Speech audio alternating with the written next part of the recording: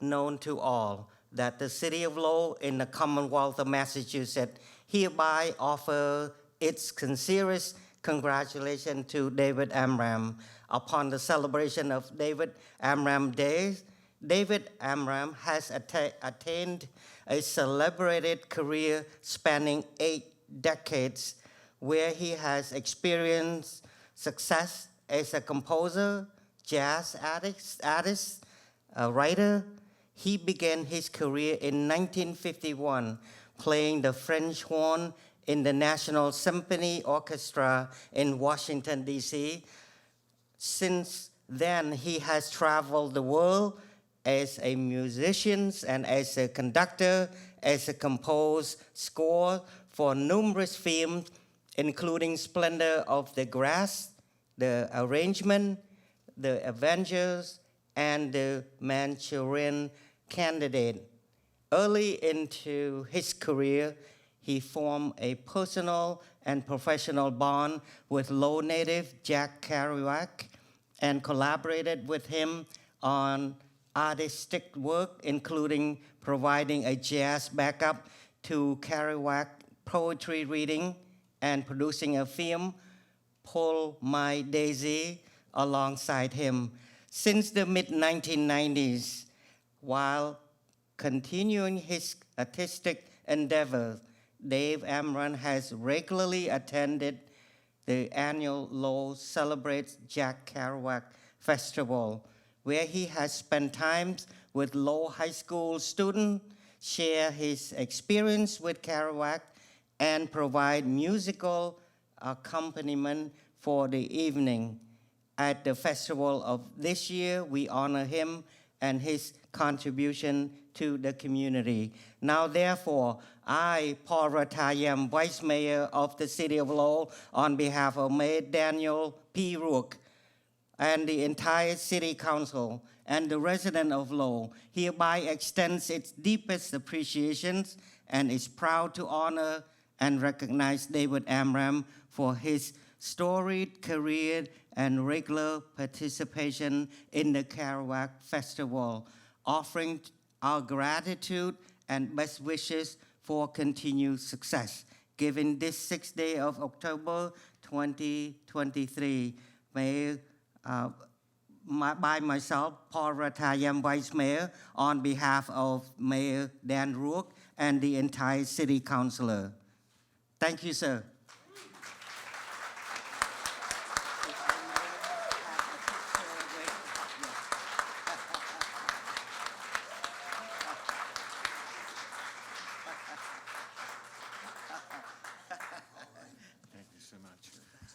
Our Vice Mayor, Paul Ratayam, ladies and gentlemen. And again, Lowell celebrates Kerouac. We do our fall festival, Columbus Day weekend, Indigenous Peoples Day weekend every October. And David is planning to come back for our 2024 festival. But we're here for the Town and the City Festival right now. I want to thank Chris Porter for giving us a chance to make good on those missed citations. And I want to give you the man you all actually came here to see. Ladies and gentlemen, Mr. David Amram.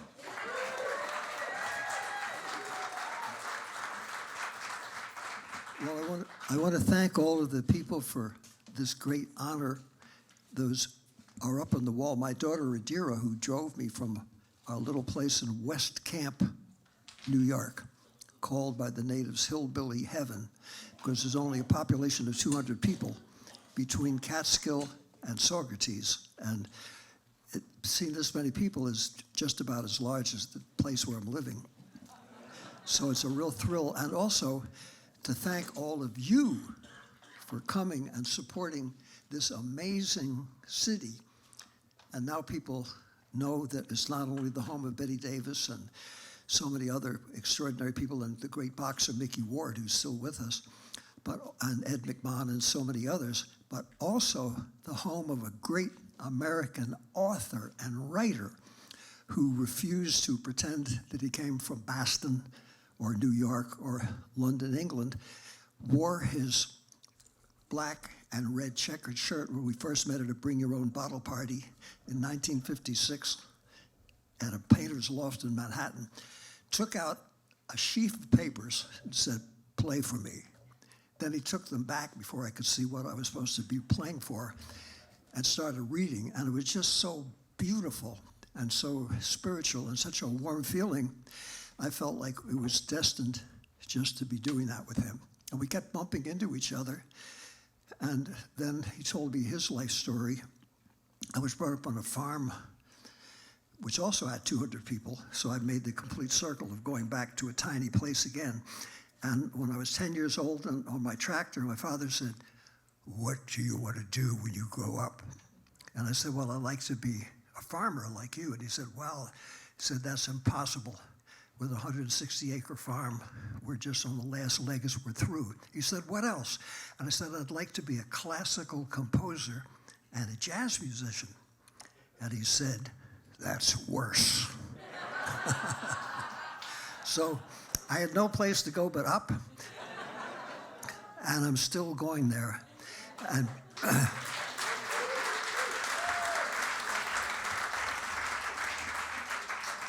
and being what I always call at the end of my letters a promising young composer, since I'm only 93, I'd like to introduce my good luck and thanks in being alive by having 4 great musicians come with us, one of whom couldn't come tonight, but those who did were going to just sound so beautiful that you'll be as happy as we are to see you when you hear them. Playing the guitar, master musician, whom I'm sure you saw when you heard Sonny Rollins play so many years, and he was playing bass. He was also a fantastic guitar player, as you will see, Mr. Jerome Harris.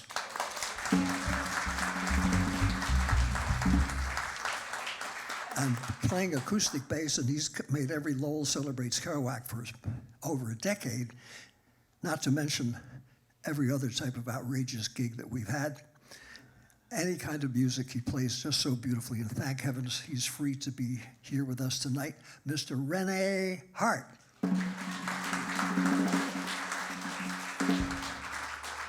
And a great musician who's played every Lowell Celebrates Kerouac, and also plays symphony music, has done every kind of music. I've known him since he just finished high school.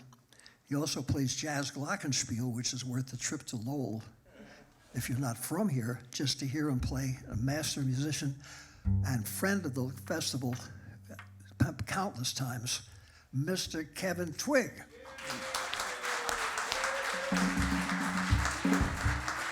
And finally, in the audience, he's going to play the 3rd tune and then take our grandson to his napping time.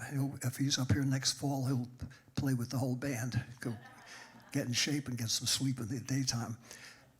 Dear Amram, she's will be joining us on the third piece, reading some Jack before we go. So we're going to start off with a piece by the great saxophonist and musical ambassador, Sonny Rollins, who took a great folk song that he learned from his folks who came from the West Indies and made it into a classic. When I played with Mingus in '55, when I first came to New York, he said, this is just shows you what a great folk song can become when it's in the hands of people who love the music and want to use it creatively to embellish upon. That's not exactly what he said, but he didn't have to because he did it and wrote it. It's called St. Thomas.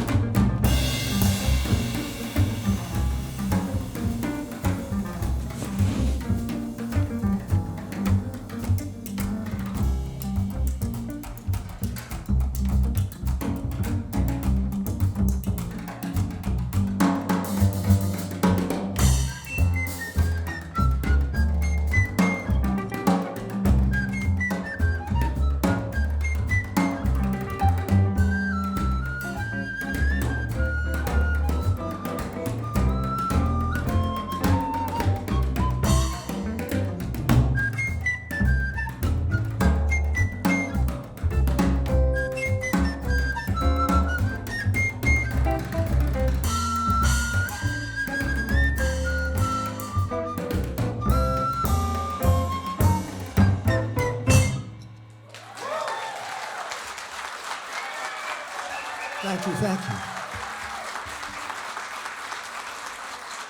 And that was written by Sonny Rollins, and those of you who have read On the Road or any other books that Jack spoke about music will notion that he appreciated Sonny way back when most of their critics thought that Thelonious Monk, Charlie Parker, Dizzy Gillespie were all playing funny, wrong notes.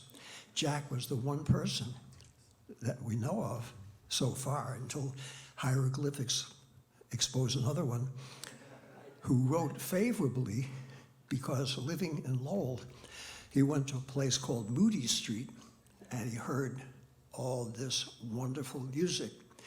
And when he finally got to Columbia and he made friends in New York City, he was familiar with the music, and Dizzy Gillespie even wrote a song, and when no one could think of a title, he said, let's call it Kerouac. I didn't make that up. That's in the Berg collection. If any of you go to the suburb of Lowell known as Manhattan, you'll see this gigantic library. And if you just read Jack's books, you don't even have to know all that stuff because you can feel it and see it in the spirit and beauty of his writing. The next piece is also written for a play, which Jack saw after we'd opened up one night when he visited New York on Doug, by someone who loved his work, which is also not yet in the books. His name was Arthur Miller, and he appreciated Jack's spirit and his unique approach towards writing and being a real person in a surreal society that he was suddenly thrust into. And this is music that I wrote for production of After the Fall. And we've done it here many times. It's always different. And now that we have Jerome playing with us, it's different and better than it's ever been. It's the waltz from Arthur Miller's wonderful play, After the Fall, and one of Jack's favorites that I did.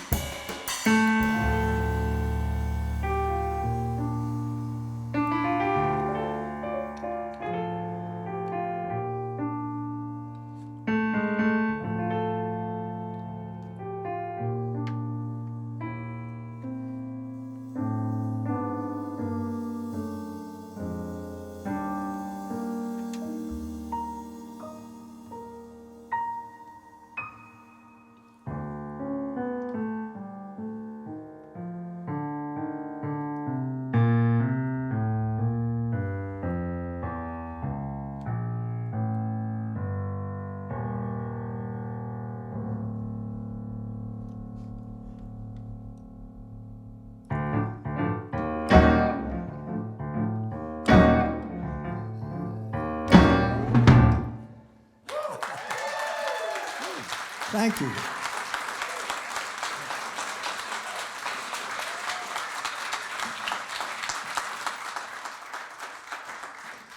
We're going to play a piece now that was one of Jack's favorites. I never knew until Paul Grogan, I believe his last name was, who was a wonderful actor, wrote me a note and said that when he went down to Florida to visit Jack, I guess in the 1960s, Jack said, my buddy wrote score for this movie, and I think you'll like the melody that's played with the symphony as well as with the jazz group, but they couldn't afford a symphony ever to play it down here. And he's not here to play it in his local neighborhood bar, so maybe you'd like to come and see the film.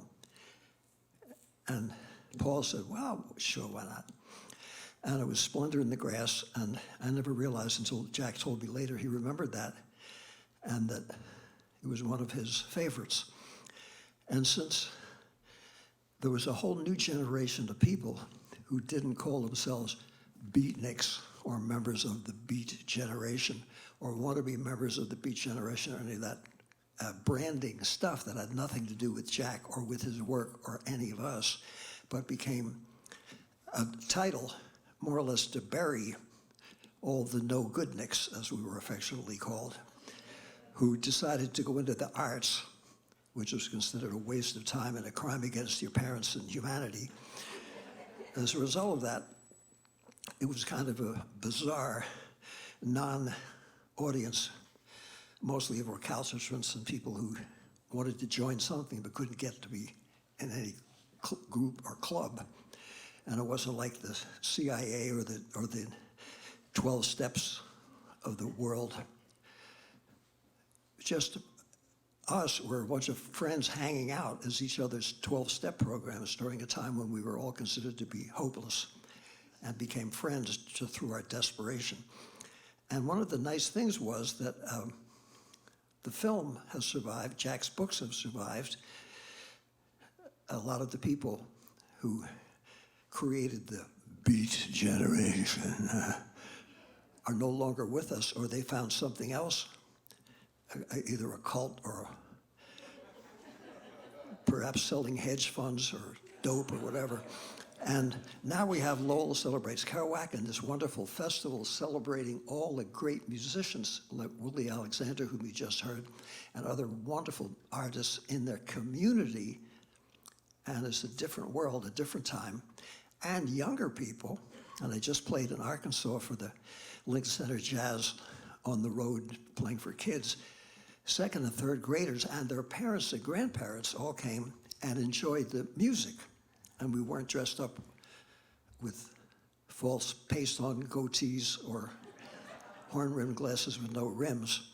They were just people that responded to something like they do Shakespeare or Beethoven in a way of enjoying what was just priceless and beautiful. And also, a lot of young people came. So probably one of the youngest people coming tonight drove with his mom and my daughter, Adira, who's a terrific Kerouac reader. The only person I know in the Lowell area who reads as beautifully as she does is Jim Sampis, who's here tonight. His brother Tony's a fantastic Kerouac reader.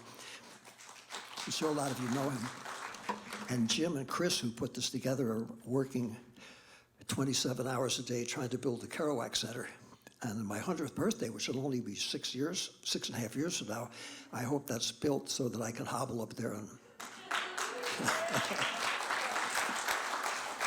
and be a customer and a fan. And for all of you who have kids who want to be in the arts, encourage them. Encourage them, not just as a way necessarily of finding ignoring other ways of paying your rent, but just as a wonderful, worthy pastime in addition to your life, and to make friends all over the world and keep them as friends, because people that love this kind of music or any sincere music or any art form all hang together and form a bond for life just doing it. And that's one reason I come up here. I'm not doing anyone a favor. I love it because it reminds me of how much fun it was to be with Jack. So, enough of the unsolicited Mr. Rogers gets down with the philosophy, because two masterful pieces that Jack and I used to do at the first ever public jazz poetry readings after we had exhausted the bring your own bottle party circuit were these two, and she's read by my own daughter who does such a splendid job and who somehow got me here. And the night before I was supposed to come to get those wonderful awards, she said, "Daddy, you don't look so hot." And I said, "Well, I haven't looked so hot in years." And she said, "No." He said, "You look extremely terrible."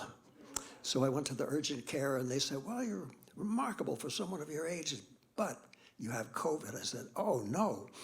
And I said, "Well, suppose I went anyway and just sat in the corner and didn't sneeze. Would I not give it to someone else?" And they said, "Perhaps not, but you might die." So dying as much as I was to come to LCK, I passed it up, and I'm just thrilled and honored to be here tonight, and thank all the representatives. And now I'd like to introduce a fine young woman who I'm so proud of, and like all three of my kids, it's just a joy to hang out with, Miss Adira Amram.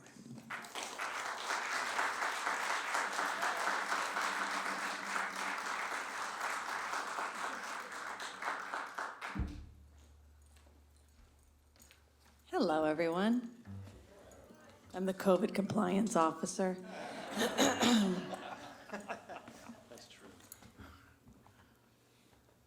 All right, Dad, are you ready? Children of the American Bop Night.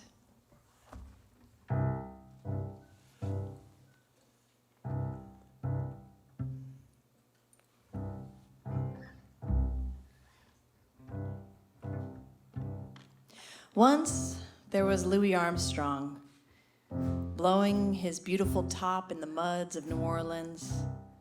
Before him, the mad musicians who had paraded on official days and broke up the Sousa marches into ragtime.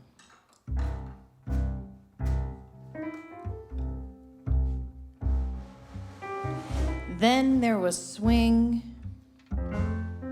and Roy Eldridge, vigorous and virile, blasting the horn for everything it had in waves of power and logic, and subtly leaning to it with a glittering eyes and a lovely smile, and sending it out broadcast to rock the jazz world.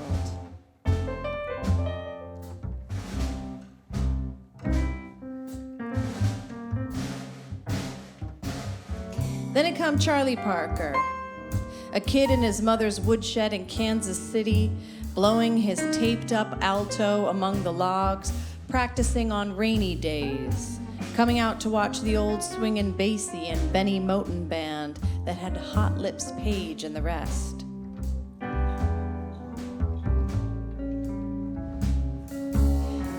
Charlie Parker leaving home and coming to Harlem and meeting the mad Thelonious Monk and the madder Gillespie. Charlie Parker in his early days when he was flipped and walked around in a circle while playing. Somewhat younger than Lester Young, also from KC, that gloomy, saintly goof in whom the history of jazz was wrapped. For when he held his horn high and horizontal from his mouth, he blew the greatest. And as his hair grew longer, and he got lazier and stretched out, his horn came halfway down.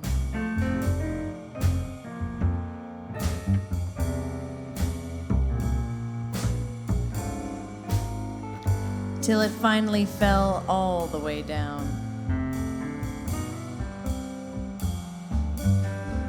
And today, as he wears his thick-soled shoes so that he can't feel the sidewalks of life, his horn is held weakly against his chest, and he blows cool and easy get-out phrases. Here were the children of the American Bop Night.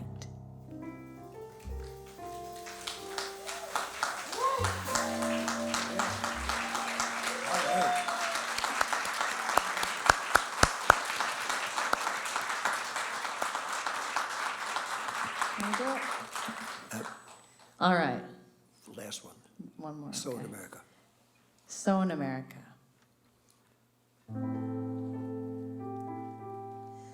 So in America, when the sun goes down and I sit on that old broken down river pier watching the long, long skies over New Jersey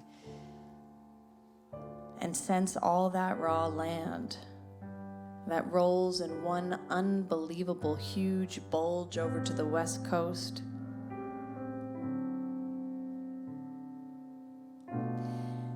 And all that road going. All the people dreaming in the immensity of it. And in Iowa, I know by now, the children must be crying in the land where they let the children cry.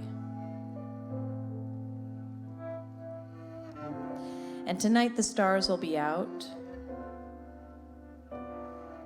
And don't you know that God is Pooh Bear?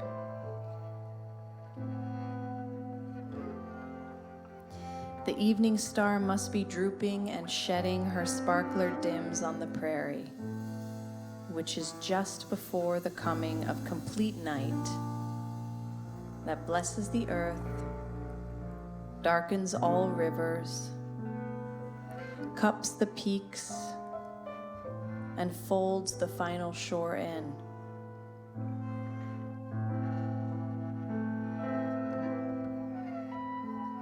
And nobody knows what's going to happen to anybody besides the forlorn rags of growing old. I think of Dean Moriarty. I even think of old Dean Moriarty, the father we never found. I think of Dean Moriarty.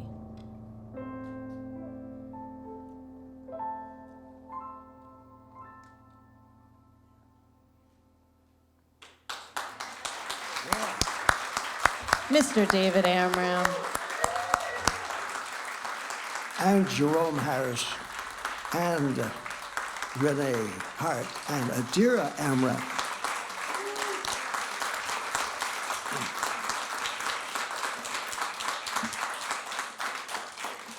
Well, in the interest of maturity and good taste, instead of going 3 or 4 hours overtime, we're going to just do one more piece and then we'll end within our hour. Really thank Chris for inviting us to be part of this community celebration. And just coming here and playing for a little bit was worth the 200 hours, miles that would be if you transpose it into time, because each mile was long. Just to be back in Lowell again is worth it, and to be with all of you and to celebrate Jack Kerouac in this way is just a special joy. And no one has the authority to do anything except to appreciate him as a wonderful person and an extraordinary writer. So I'm just one of thousands of people that was lucky enough to know him, and hope that all of you will encourage your friends to read his books, because he was first and last and foremost an author. And that's something that we can all be proud of, and hopefully instills a feeling of creativity in all of you, because we're all born creative, we're all born artists until we're talked out of it. So if you feel you were put here to do something, please do it and encourage your friends to do it, and you'll have a much better life, and it's better for your health, and you have much more fun. So when people say, man, you're going to be 94, how come you still got all that energy? I said, well, desperation is very stimulating. So if you had dreams of doing something artistic, go ahead and do it anyway, even if you're told it's impossible. And if you're told by your friends and your career counselors or psychiatrists or gurus, it's a waste of time, no one wants to hear poetry, music, theater, painting, that's their constitutional right to feel that way, but hang out with somebody else.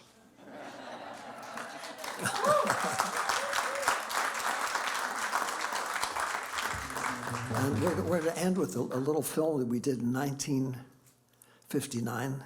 Robert Frank's work is being exhibited, I believe, in Andover at the moment. He made the film, which is really nice, but it was a lot of fun. It was basically a home movie. We never thought anybody would see it, and for about 3 decades they didn't. But now it's oozed to the surface, and Jack's narration is just phenomenal.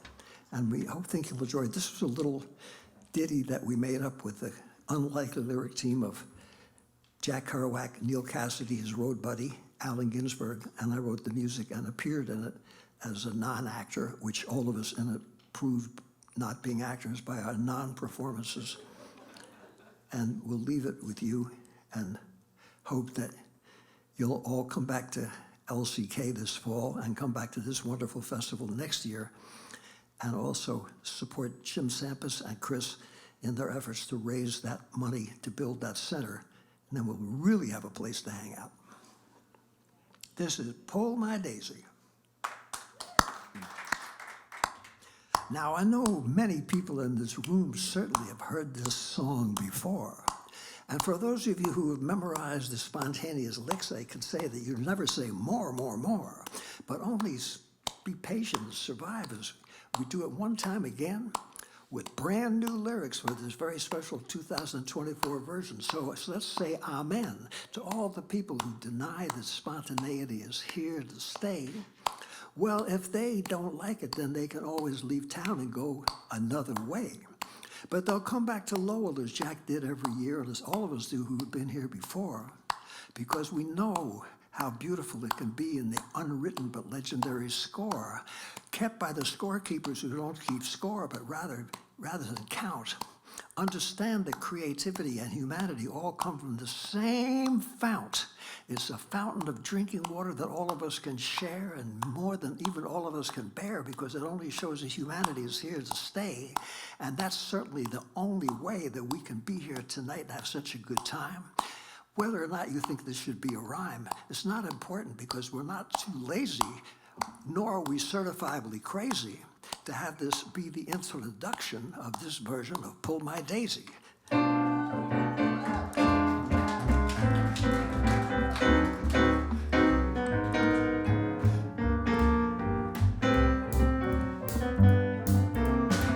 Pull my daisy, tip my cup, all my doors are open. Hop my heart for coconuts, all my eggs are broken. Harp my heart song, harp my life. Seraphs hold me steady. Hip my angel, harp my light. Lay it on the needy. Harp my heart song, harp my light. Seraphs hold me steady. Hip my angel, harp my light. Lay it on the needy. Well, when Jack and Neil and I wrote an album way back in 1959, we never thought we'd be here at this wonderful center in Lowell, Massachusetts in 2024, feeling so fine. We're really glad here to be with all of you, and we hope when you go home, you'll feel creative in the way. And take those self-help videos, put them away. Put them on someone else's shelf. From the Isle of Manhattan to the Isle of Guelph. They're overrated, you don't need them at all. All you ought to do is answer nature's call. And nature's call is just to be spontaneous and address every situation, don't you know? And when you do it, then you'll not have to worry about whether you're in the place that you should go. You'll be welcome everywhere, because you know that the gifts to share is It's not something that's in any kind of book, and it doesn't require any type of fashion plate look. You could be in the bottom 40 of everyone's judgment scheme, 'cause it only shows that it's not always what it says it's supposed to be. Just trust your instincts. They're probably hipper than anyone ever knows. And if you don't believe me, just check out some of your neighbors' clothes.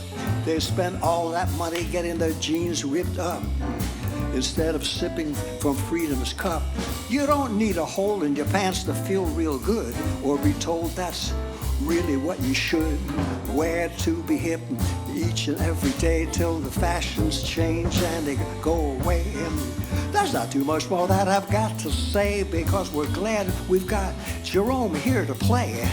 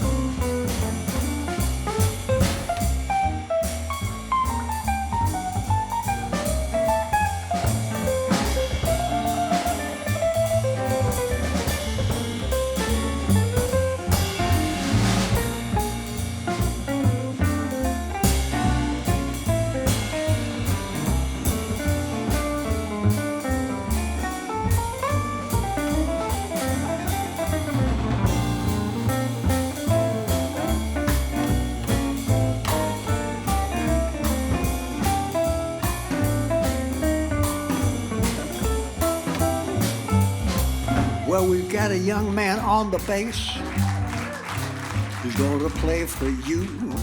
He doesn't have any frets on it, so he's got his fingers in the right place. That's what he's going to do. We're really glad that he can do his part, because what he plays is art. We're really going to have a say. Let's hear Mr. Rene.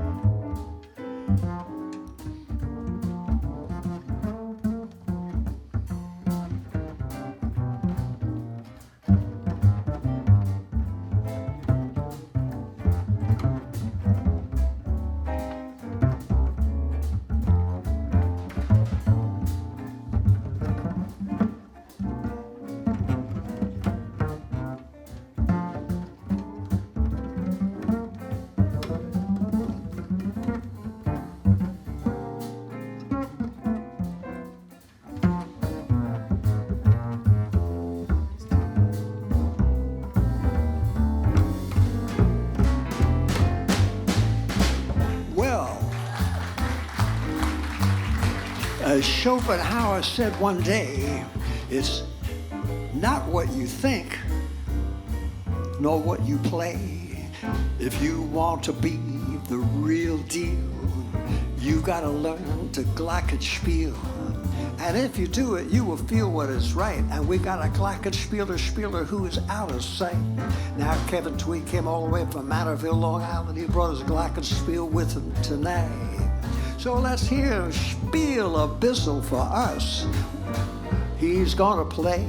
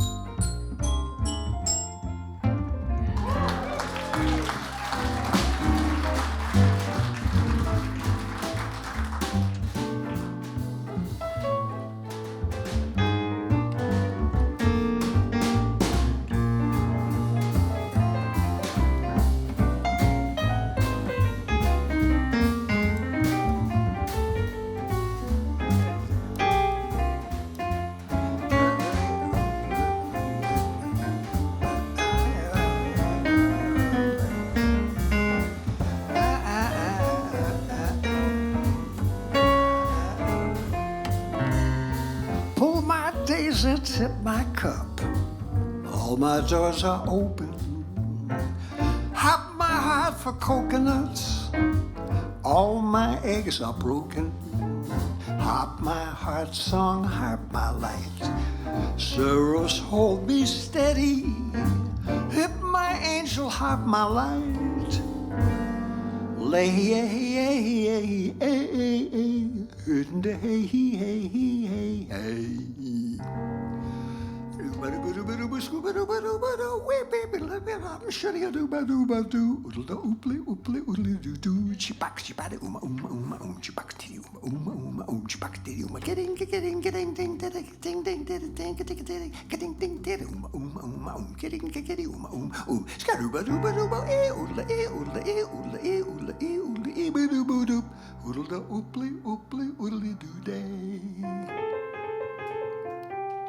That's the way they used to scat sing here in Lowell, Massachusetts, on Moody Street, and what the ethnocologist of the underground call it today.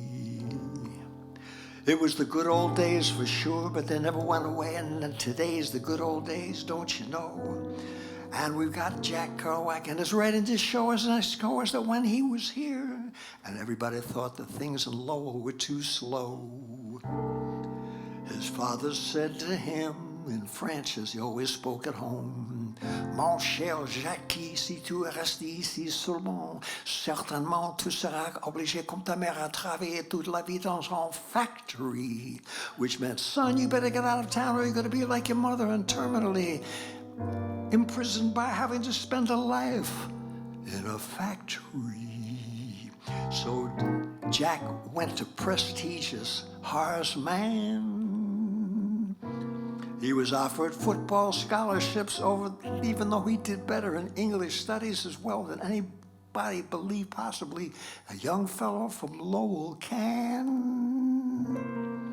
And he got accepted into prestigious Ivy-covered exclusive top 5 Columbia U.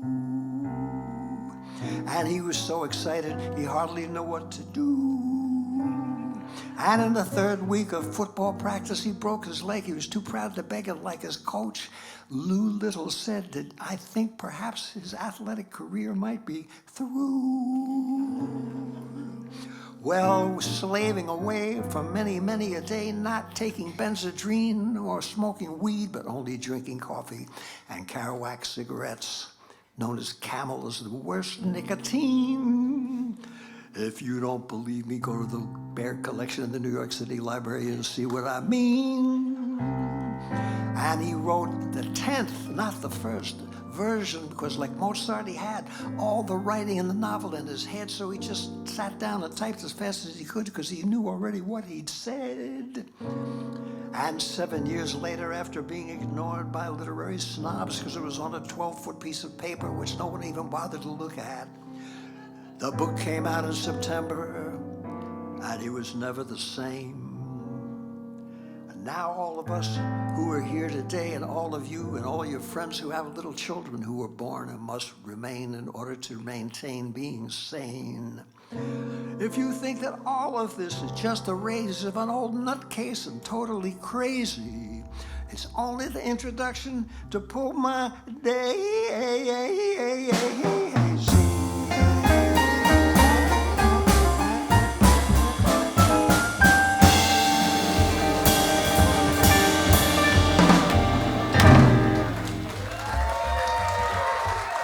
Thank you.